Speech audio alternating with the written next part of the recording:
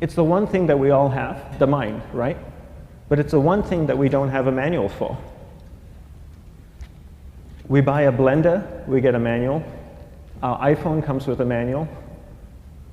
We get a car and it has a manual.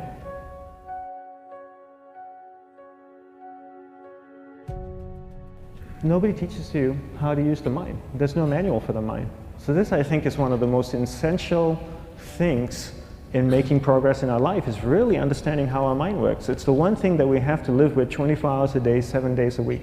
We have no choice. Imagine if most of you slept 8 hours a day, which most of you don't. You slept and you were awake 16 hours a day. In the 16 hours you practice your awareness just randomly moving from one thing to another, to another, to another. All day practice being distracted. What would you be good at after 6 months? You did the 16 hours a day, you just allow your awareness to jump from one thing to another to another. I'll tweet right now, I'll switch to text messaging, then I'll go to email. Oh, my phone's ringing, so I'll answer the phone. And then somebody's speaking to me, so I'll have 2 conversations at one time. And I'll just do this 16 hours a day, 7 days a week. So you get it being good at distracted. After 1 year, you're an expert at being distracted. After a year and a half, they'll invite you to give keynote talks on being distracted. You're so good, you practice 16 hours a day. So the same works for the opposite. If you practice being concentrated 16 hours a day, what would you become good at? You become good at concentrating.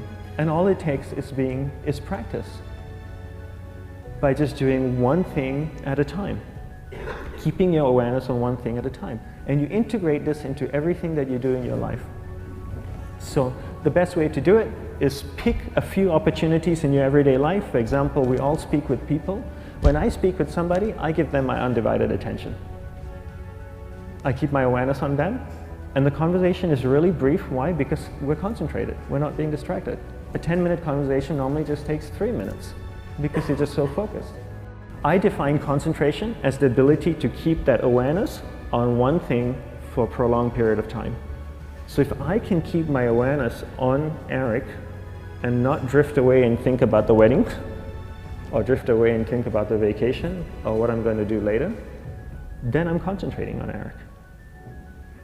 Every time it drifts away, I bring it back. And the more I practice this, the more I practice concentration. So concentration is the ability to keep your awareness on one thing for a prolonged period of time. And that's a very simple definition of concentration. How do you get better at concentration? You practice this. You practice this 24 hours a day, 7 days a week. And it's the only way to get good at it. And what's the best way to practice it? The best way to practice it is to integrate it into everything that you do in your life. Not to meditate 10 minutes in the morning. It doesn't work. You really need to look at your life the same way a sprinter in the Olympics looks at his life. You've all heard of Usain Bolt, the man that won the gold medal twice, 2 Olympics in a row, broke the world record. I don't know anything about him, to be honest. But if I was looked at him, he obviously sprints, he practices running, probably does a lot of long distance, he probably does a lot of stretching as well, I'm sure he gets massages. He looks like he eats the right kind of food. Drinks the right amount of water, takes vitamins. His whole day is so disciplined. For what? To prepare him for 9.57 seconds. I think that's what the world record is, right? For 100 meters, 9.5 or 9.57 seconds.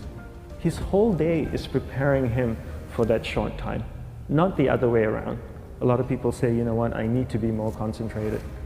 So you know what, I'm going to meditate in the morning, I'll sit down for 2 minutes. Okay, now I'm Zen master. And the remaining 23 hours and 58 minutes, they just go about being ordinary and crazy. How does that work? How would you change? It's not balanced at all. So if for 23 hours and 58 minutes you were not being concentrated, you allowed your awareness to jump from one thing in your mind to another thing, to another thing, to another thing, to another thing, in an uncontrolled way, what would you be good at? And out of a prolonged concentration comes the wonderful power of observation. You just become more observant, and when you become more observant, you see solutions quicker and you solve things quicker.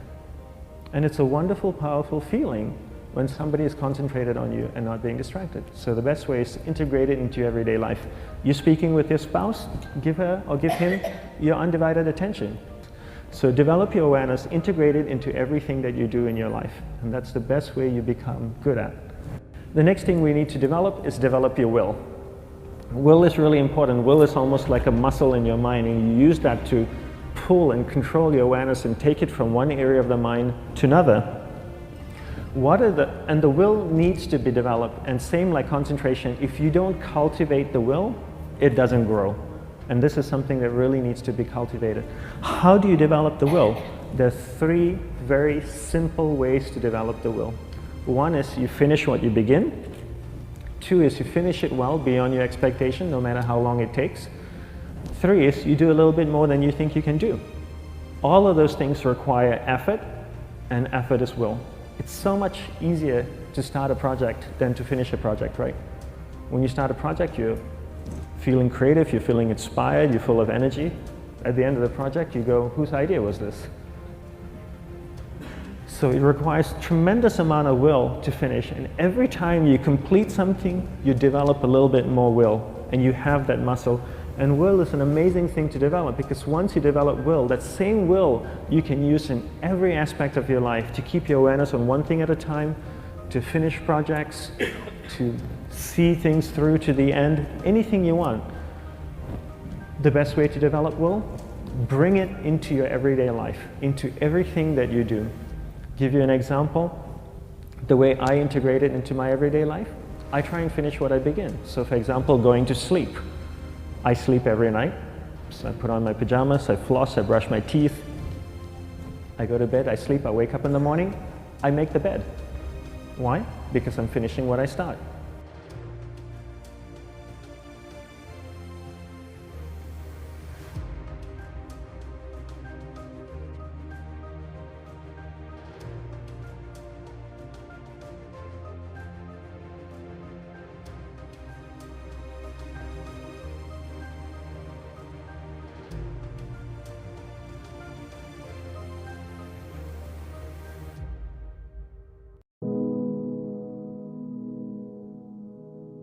Do you want to develop consistent good habits like reading, going to the gym every day, learning new languages, or practicing new instruments? Or do you want to kick bad habits like eating unhealthy food, biting your nails, watching too much TV? 3 years from now, you can have what you need. You got to be careful about it. You can't have everything. You can have what would be good for you. But you have to figure out what it is, and then you have to aim at it. We know that sometimes you can be uncomfortable, but you can be uncomfortable and hopeful rather than uncomfortable and fearful. People go through their lives without knowing what it is they want to do. You don't have to be where you think you want to be in order to be happy. You just got to be on the way to where you want to be in order to be happy. You're going to get what you're looking for. So if you're looking for success, you're looking for happiness, you're looking for prospects, you're looking for recruits or clients, I'm telling you, the more you're consciously looking for those things, you're going to see them. When you're looking to win, you're looking for victory. Sit on your bed one day and ask yourself, what remarkably stupid things am I doing on a regular basis to absolutely screw up my life? And if you actually ask that question, but you have to want to know the answer, right? Because that's actually what asking the question means. It doesn't mean just mouthing the words. It means you have to decide that you want to know. And so be very careful what you set your mind towards, what your outcomes are, because you're going to find them. Your mind's powerful. You're powerful. You're more powerful than you think you are. And if you could just get clear on what you're looking for, get super specific with great clarity, great specificity about what it is you want, it's sitting there for you to find if you look for it. The time is now. The time is now to express and for people to believe in themselves. The time is now for it to be okay to be great. Right there and then, you have an opportunity to steer your thoughts and your emotions in the direction that you want them to go, not in the direction that they're telling you to go. In other words, you can literally choose to seize the day, or you can let the day seize you.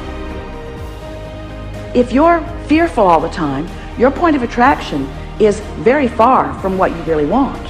If you're ornery all the time, or a lot of the time, your point of attraction is different from what you want. Your emotions are your indicator of what you're doing vibrationally. You've been listening to us long enough to sort of understand what we mean by that? Don't worry about what needs to be done. Think about who you have to be in order to get it done. Did you ever have a dream that was so big that you thought it was almost impossible to achieve? I've had those dreams. And while not every dream has become a reality, along the way I learned a powerful approach of picturing that has helped me achieve most. Since that day, I've had other dreams, other big dreams. And in each case, I would picture where I wanted to be, and I would visualize what I would be doing and who I would be doing with when I got there. As the saying goes, you can't make a basket if you never take the shot. I knew I would miss the shot sometimes, and the failure would dampen my spirit, but I would be better off for my efforts and I would be okay. People are addicted to all kinds of things, substances, but one of the greatest addictions, or rather the greatest addiction, you never read about it in the papers, because the people who are addicted to it don't know it. It's the addiction to thinking. It's actually addictive. Can't stop thinking. It's like can't stop drinking, can't stop smoking, can't stop eating, can't stop thinking. You have the option of taking it hard or taking it easy, of making the worst of it or making the best of it, of giving it your undivided attention, of giving it very little of your attention. You have more control over your focus than most of you have been exercising. And when you begin caring about how you feel more than everything else put together, so that you exercise your ability to focus upon things that do feel good, you begin to discover that in every particle of the universe there is that which is wanted and lack of it. My visualization has helped me achieve most of my goals. And what I learned along the way is it didn't take twice as much effort. It only took an extra 10%.